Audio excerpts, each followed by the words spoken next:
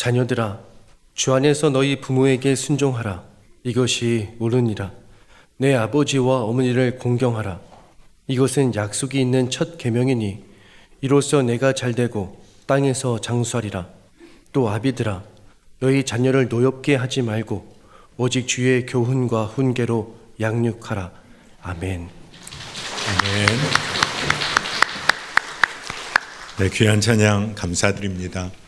하나님의 놀라우신 사랑을 우리가 찬양하면서 우리에게 허락하신 우리의 부모님을 오늘 생각합니다. 오늘 어버이 주일로도 지키는데 하나님의 크신 사랑을 우리가 경험하고 또 우리의 마음에 새기는 귀한 시간이 되기를 원합니다. 여러분, 어린 자녀들 그 시절에는 엄마 아빠 없으면 안 되는 거죠. 엄마 아빠랑 떨어지게 되면 엄청나게 울고 불안해하고 그런 마음을 갖습니다. 그래서 어린 아이에게는 언제나 엄마 아빠가 최고인 거죠. 그리고 엄마 아빠 너무 사랑한다고 늘 표현합니다. 그런데 여러분, 우리 모두가 그렇게 자라났어요.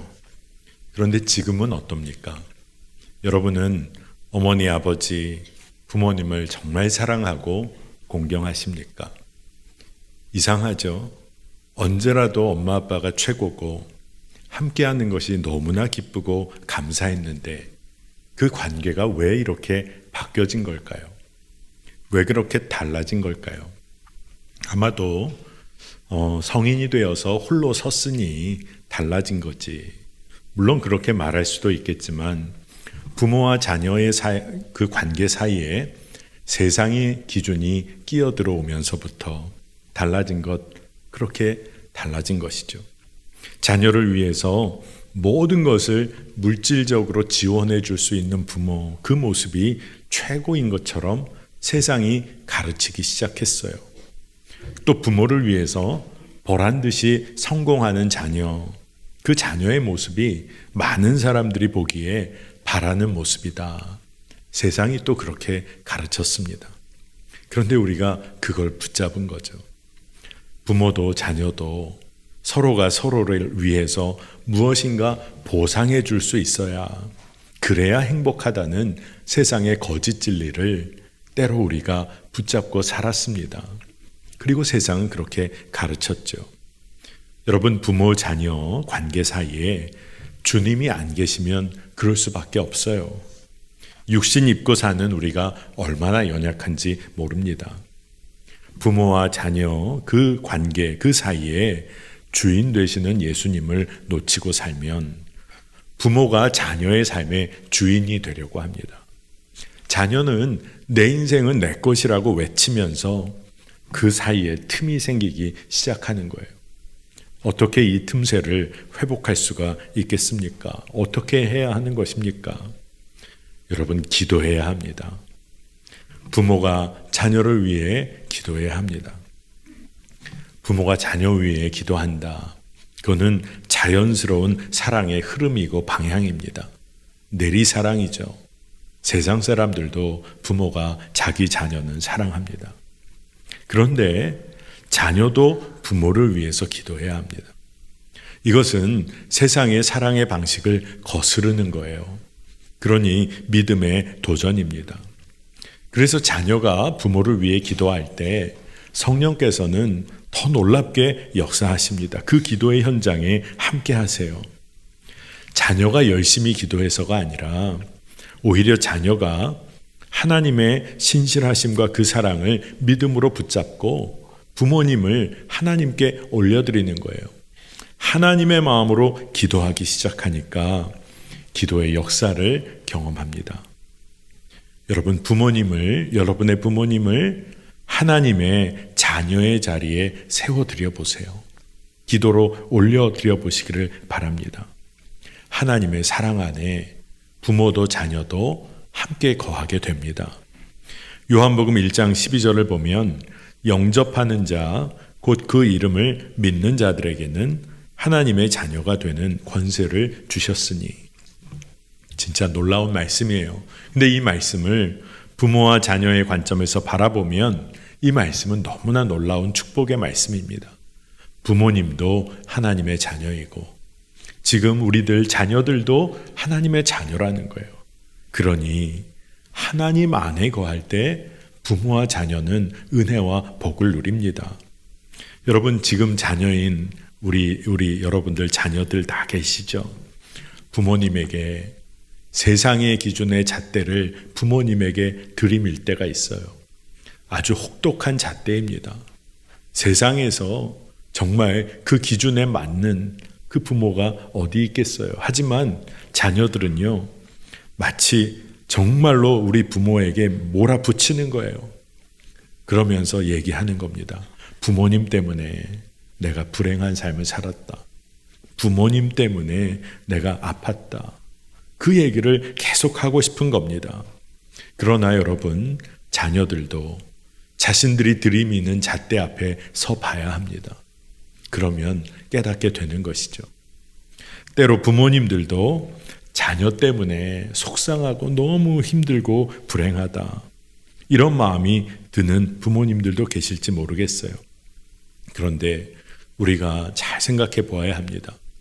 하나님 앞에서 하나님이 허락하신 부모와 자녀의 관계가 서로가 서로 때문에 불행하다고 여기며 사는 것이 하나님의 계획일까요? 가정을 향한 하나님의 계획이 그게 전부일까요? 시간이 흘러서 부모 때문에, 자녀 때문에 불행하다는 마음으로 사는 게 가정의 원래 계획일까요? 그렇지 않습니다. 여러분, 세상은 좋은 부모가 되라고 노력하라고 합니다. 좋은 자녀가 되보라고 노력하며 살라고 합니다. 물론 우리가 일면 노력해야 하는 부분이 있겠죠. 하지만 그런 노력을 하면서 서로가 서로에게 상처를 받아요. 우리 부모는 그렇지 않아. 내 자녀는 그렇지 않아. 여러분, 여기서 벗어나야 합니다. 성경은 전혀 다른 이야기를 자녀들에게 먼저 하는데 자녀들에게 순종에 관해 말합니다.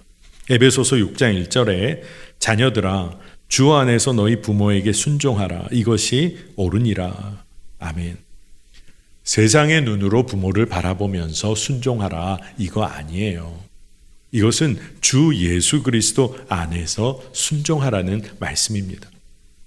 에베소서 2장 13절 14절을 보면 이제는 전에 멀리 있던 너희가 그리스도 예수 안에서 그리스도의 피로 가까워졌느니라. 그는 우리의 화평이신지라. 둘로 하나를 만드사 원수된 것 곧 중간에 막힌 담을 자기 육체로 허시고. 아멘. 여러분, 부모와 자녀의 관계도 예수 그리스도의 피로 가까워진 하나가 된 관계입니다. 우리가 이것을 놓치면 안 돼요. 육신의 부모와 자녀의 관계여서 끊을 수가 없는 것이 아니라 여러분, 예수 그리스도의 피로 하나가 되었기 때문입니다. 그러니 주님 안에서 하나가 된 관계가 하나님이 부모와 자녀를 향하여 가지고 계신 계획이에요. 하나 되고 순종하는 일은요, 사실 어려워 보입니다. 그래서 많은 사람들이 순종하는 거 안 하고 싶어 해요. 하기 싫다고 합니다. 어렵다고 합니다. 그러면서 순종은 선택의 문제라고 자꾸 생각을 하는 거예요. 그러나 말씀은 주님 보시기에 옳은 일이기 때문에 순종하라는 겁니다. 이것이 옳은 일이라. 그러니 우리가 선택할 문제가 아니라 부모와 자녀가 함께 살 때 이 땅을 사는 존재의 방식이 순종이라는 거예요. 여러분, 그렇지만 우리 부모가 나에게 무언가를 잘해주고 사랑해주고 모든 것을 다 지원해주기 때문에 순종하는 것이다 라고 생각한다면 아마 이 세상에 대부분의 사람들 순종 못하며 살 거예요. 그리고 거꾸로 잘 대해주고 사랑해주고 모든 것을 다 주는 부모가 있다면 아마 사람들이 대개 다 순종할 겁니다. 그러나 말씀은 그와는 전혀 다른 얘기예요. 주님 안에서 옳은 일이니 순종하라. 순종하라. 명령하신 거예요. 여러분, 우리의 육신의 기억, 경험, 감정에 의지해서 순종하는 거 아닙니다. 순종의 문제를 우리의 경험에 의지해 결정할 일이 아니에요. 그런데 이상하죠. 세상의 사람들도 순종하라고 합니다. 부모에게 효도하라고 합니다. 그러면 그리스도인에게 있어서 부모님께 순종하는 것은 무슨 특별한 의미가 있는 걸까요? 사실 우리가 압니다. 이 땅의 부모에게 순종하지 않고 우리의 완전한 부모님 되시는 하나님께 순종할 수 없다는 것을 우리가 압니다. 그렇게 여러분, 우리가 하나님께서 우리에게 생명 주셨음을 부모님을 통하여 우리는 깨닫게 돼요. 하나님을 사랑하는 자는 어떻게 하나님을 사랑하게 되냐? 부모님의 사랑을 통해 하나님의 사랑을 조금씩 알아가는 겁니다. 그러니 우리가 주님 안에서 부모님을 바라본다. 이건 어떤 의미가 있는 걸까? 하나님의 마음, 아비와 어미의 마음이죠. 아비와 어미의 마음으로 우리의 부모님을 바라본다는 의미입니다. 아마 자녀들이 아비와 어미의 마음으로 부모님을 바라본다니 조금 어색하게 들리실 거예요. 하지만 자녀들은 미래의 부모입니다. 장래의 부모가 되어서 자녀를 향하여 가지게 될 그 마음, 부모의 마음이죠. 하나님의 마음, 아비의 마음이고 어미의 마음입니다. 이것을 깨닫고 배우게 됩니다. 그래서 여러분, 부모이든 자녀이든요, 하나님의 마음, 아비와 어미의 마음을 깨닫기 시작하면 영적으로 철이 들게 됩니다. 여러분, 부모라고 다 철이 든 거 아닙니다. 부모도 하나님의 마음을 깨달으면 영적으로 철이 든 부모가 됩니다. 자녀도 마찬가지예요. 그저 성인이 됐다고 철든 거 아닙니다. 아비와 어미의 마음을 알게 될 때 철이 듭니다. 제가 목회를 하면서 중등부 친구들에게 부활의 의미를 설명해야 할 때가 있었어요. 근데 그때 문득 제 마음에 자녀를 향한 아버지의 마음을 깨달을 수만 있다면 부활의 의미를, 부활 그 자체를 믿지 않을 수 없겠구나. 꼭 믿을 수밖에 없겠구나. 그런 마음이 들었습니다. 제가 예전에 제 어렸을 때 일화를 하나 나눈 적이 있었는데, 제가 4살, 아마 5살, 아주 어렸을 때였어요. 주일날 대예배 시간인데 그날따라 왜 제가 교회 2층 본당에 올라갔는지 모르겠습니다. 예배드리는 대예배당 그 뒤쪽에 이렇게 섰는데 이상하게 그날따라 강단 위에 익숙한 분들이 계신 거예요. 할아버지도 그 강단 위에 계시고 아버지도 그 위에 계셨어요. 두 분이 다 목사님이셨는데 그날따라 강단 위에 두 분이 계셨습니다. 그래서 그날 제가 반가운 마음이 들어서 그랬는지 이 예배당 중앙 통로로 쭉 들어갔어요. 예배드리는 성도님들이 눈치를 못 채신 것 같은데 저는 쭉쭉쭉쭉 나가다가 넘어서는 안 될 선을 넘었습니다. 예배를 드리는데 그 당시 강단이 꽤 높았던 걸로 기억해요. 근데 가운데 계단으로 해가지고 강단 위로 쑥 올라갔어요. 예배드리는 성도님들이 아마 술렁이셨죠. 근데 제가 아버지 옆에 갔습니다. 아마 굉장히 당황하셨을 텐데 저를 막 내려보내거나 밀치시거나 막 어떻게 당황하지 않으시고 제 손을 붙잡아 주셨던 기억이 있어요. 그리고 옆에 서서 아버지가 사회 보시고 뒤로 빠지셔서 이 임사자 좌석에 앉으실 때 강단 위에 의자가 있었는데 그 옆에 저를 앉히셨어요. 그래서 제 기억에 예배 끝까지 제가 강단에 있었습니다.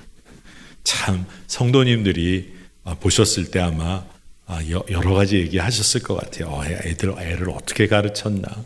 또 어떤 성도님은 3대가 함께 있으니 보기 좋다. 뭐 이런 분도 계셨을 것 같아요. 하여간 제 기억은 한 가지 기억이 어렴풋이 있습니다.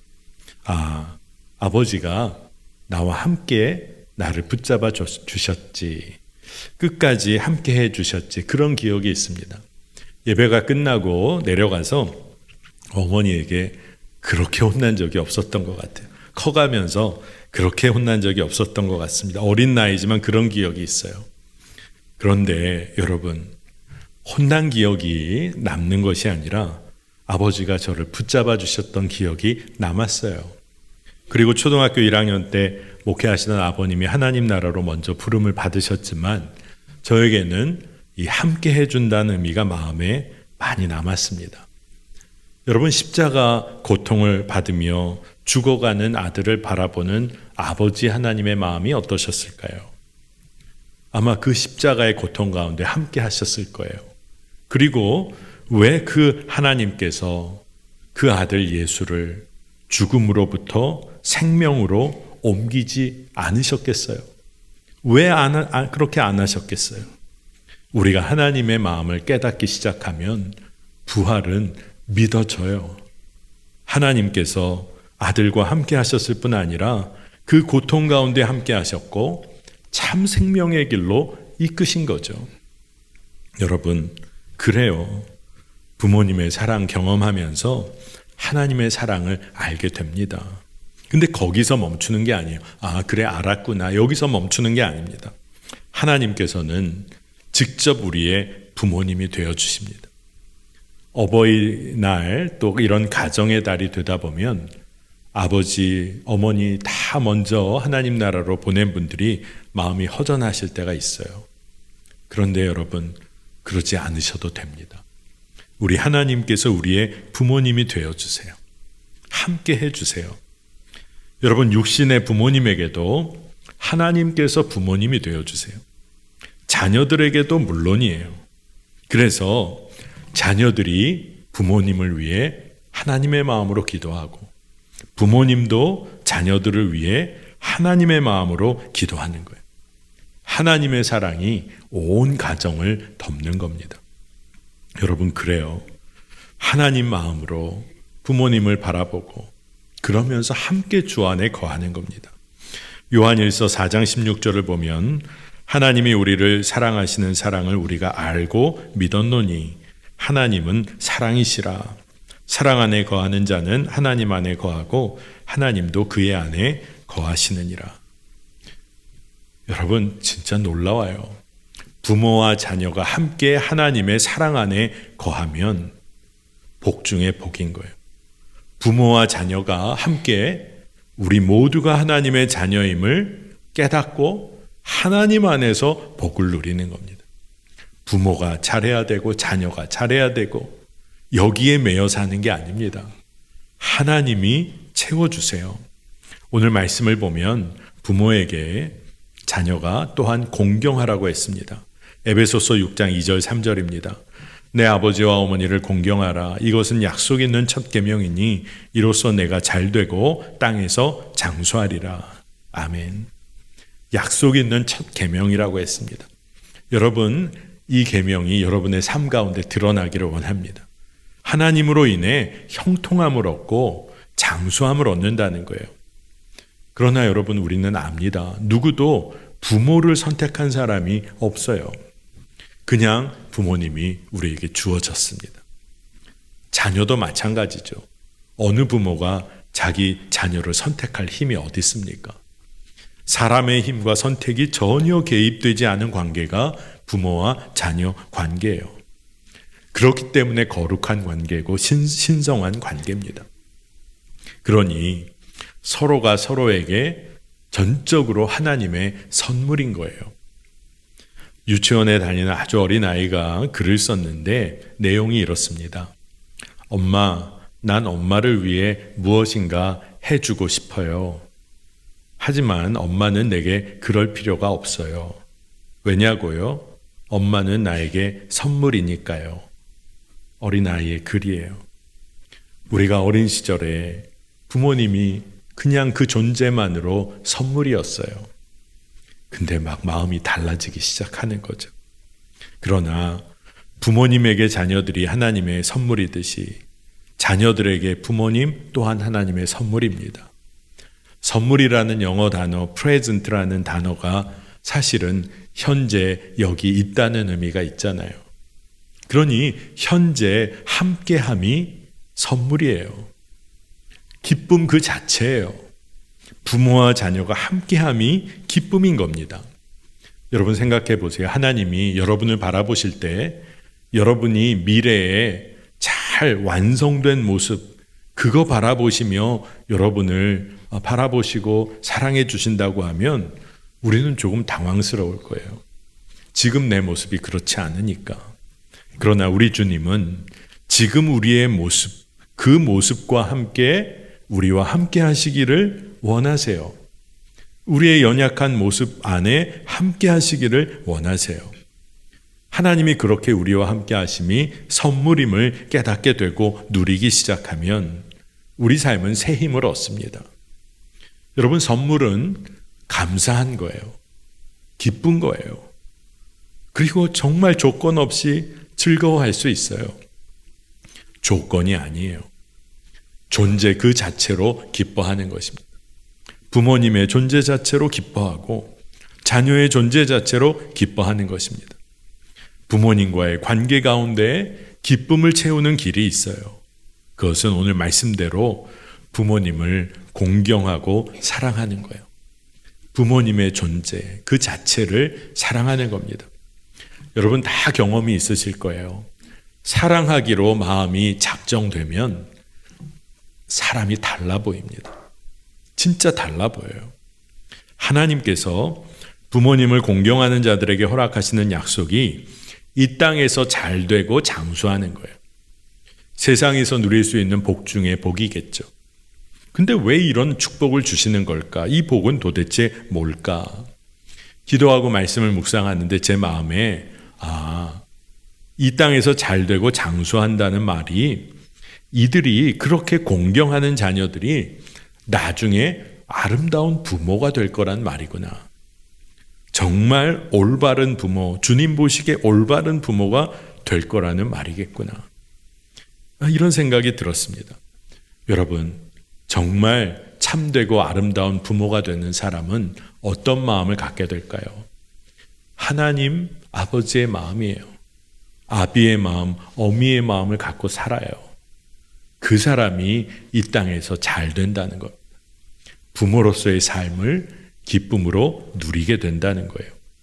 여러분, 좋은 부모가 되는 길은 다른 곳에 있지 않아요.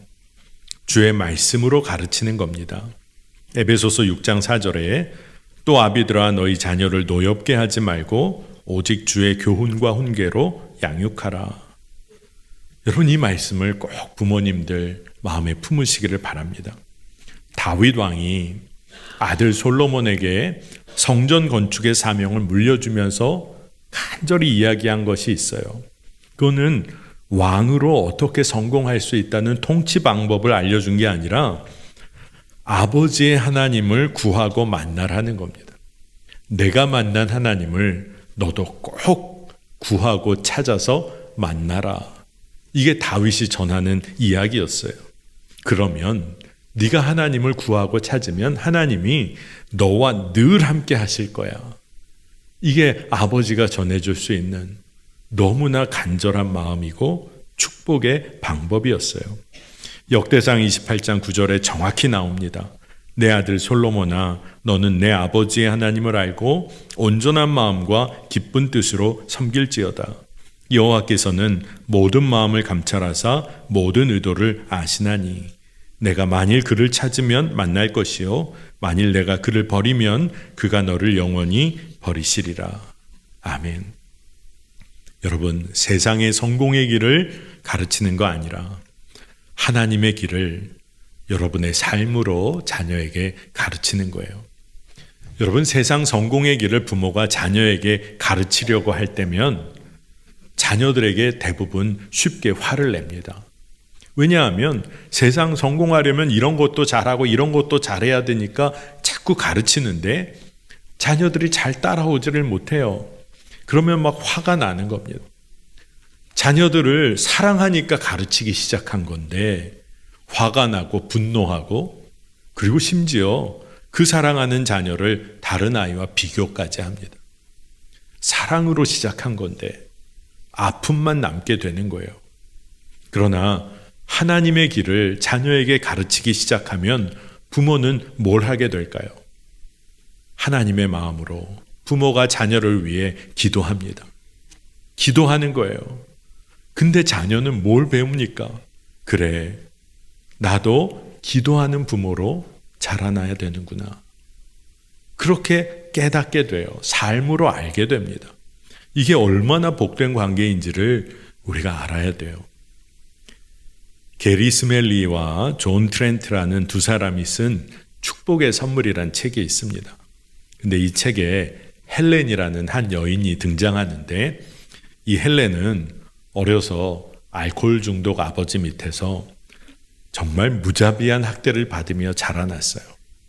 그래서 이 헬렌이 마음에 하나 마음 품은 게 있습니다. 이제 집을 떠날 만큼 자라고 나면 나는 집을 꼭 떠나서 다시는 아버지 만나지 않고 살 거야. 그리고 시간이 흘러서 그가 집을 떠납니다. 그리고 얼마 후에 예수님을 영접하게 돼요. 예수님을 믿으면서 그녀의 삶이 바뀝니다. 아주 많이 바뀌었어요. 근데 끝까지 바뀌지 않고 변하지 않는 것 하나가 있었는데, 그게 바로 이 헬렌의 성격이었습니다. 까다롭고 비판적이고 날카로운 성격으로 가족도 주변 사람들도 다 힘들게 했어요.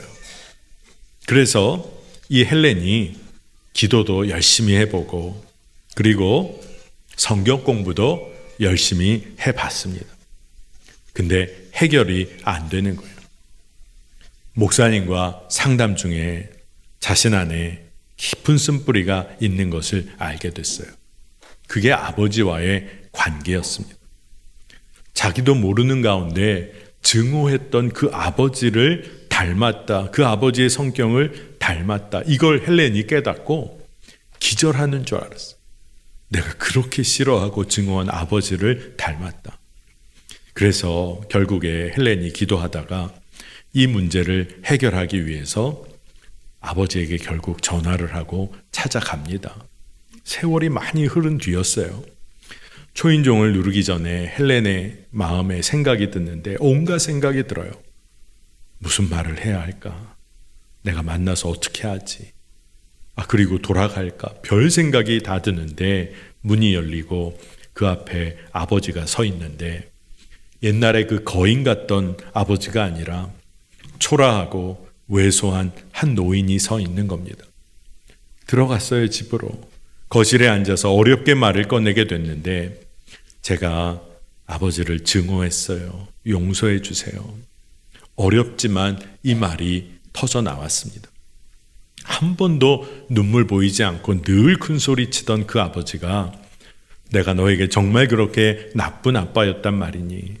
내가 너를 그렇게 아프게 했다니 날 정말 용서해 다오.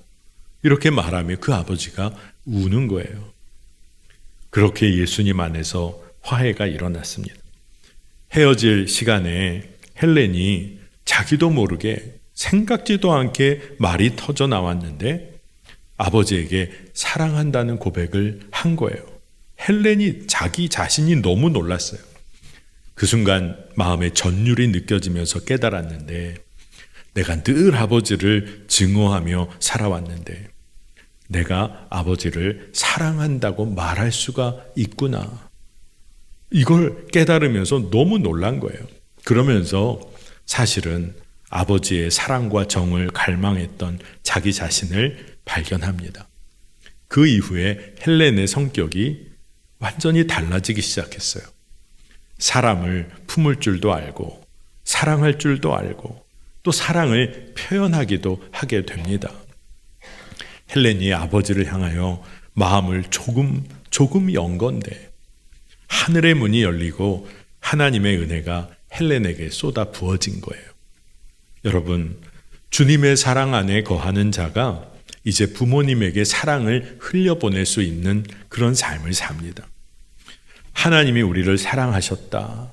나를 지금도 나와 함께 하신다. 이게 믿어지는 사람이 부모님을 사랑하고 순종하고 공경할 힘을 가진 사람입니다. 여러분, 예수님 안에 이제 부모님과 자녀가 함께 예수님 안에 함께 거하는 거예요. 그런데 부모님이 혹 예수님을 믿지 못하시고 아직 영접하지 못하셨다. 그런 삶을 살아오셨다. 그렇다면 이제 자녀인 우리가 먼저 주의 사랑을 흘려보내면 되는 겁니다.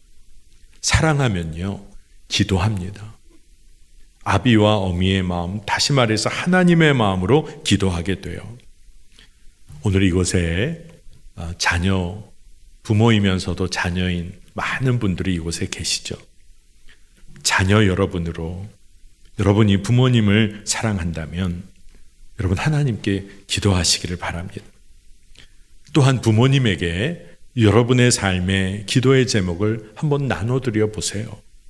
여러분의 삶을 털어놓아 보세요. 부모님을 얼마나 사랑하는지 한번 입으로 고백해 보시기를 바랍니다. 부모님과 지금까지 너무 힘든 관계였습니까? 하지만 이제부터는 부모님을 위해 기도하겠다고 말해 보세요. 그렇게 아버지를 증오했던 헬렌이 아버지를 사랑한다는 말 한마디를 그 입술을 연 순간에 하나님이 하나님의 마음을 부어주셨어요. 여러분 꼭 입술로 고백해 보시기를 바랍니다. 주님께서 그 관계를 회복시키실 거예요. 여러분이 하는 게 아닙니다. 하나님이 하세요. 여러분 자신이 부모님에게 하나님의 선물임을 기억하시고 또한 부모님께서 여러분에게 또한 하나님의 선물임을 마음에 꼭 품기를 바랍니다. 그러면 이제 부모님을 위해 기도할 수 있어요. 자녀를 향한 아비의 마음, 어미의 마음이 하나님의 마음입니다. 그러니 부모님도 자녀도 바로 이 아비와 어미의 마음으로 서로를 위해 기도하는 거예요. 그리고 주님 안에 거하는 겁니다. 여러분 가정을 향한 하나님의 계획은 놀랍습니다. 여러분이 지금 경험하는 여러분의 가정 그 모습으로 그게 다 끝일까요? 그게 다 전부일까요? 그렇다면 우리의 믿음 생활은 너무나 아쉬울 거예요. 그러나 그렇지 않습니다. 우리의 가정은 하나님이 이 땅에서 하나님 나라를 맛보도록 우리에게 허락해 주신 거예요. 여러분 믿음으로 그 가정을 누리게 되시기를 축복합니다. 모든 가정은 예수님으로 인해 살아납니다. 아비와 어미의 마음이 부어지면 서로를 위해 기도하고 그 관계가 완전히 뒤바뀌는 줄로 믿습니다. 여러분 오늘 예배 다 끝나고 주일 오후 저녁 시간 집에 가실 거죠? 딴 데 갑니까? 집에 가실 거예요. 집에 가셔서 꼭 사랑한다고 그리고 위하여 기도하는 삶 도전해 보시기를 축복합니다. 우리 함께 기도하겠습니다. 하나님 감사합니다. 오늘 주의 날 주의 이름을 높여드리며 예배하게 하시고 특별히 오늘 하나님의 마음 아비와 어미의 마음을 깨달아 이제는 부모와 자녀가 서로를 위하여 기도하게 하시니 감사합니다. 완전한 사랑이신 하나님께 부모의 삶도 자녀의 삶도 그저 맡겨드립니다.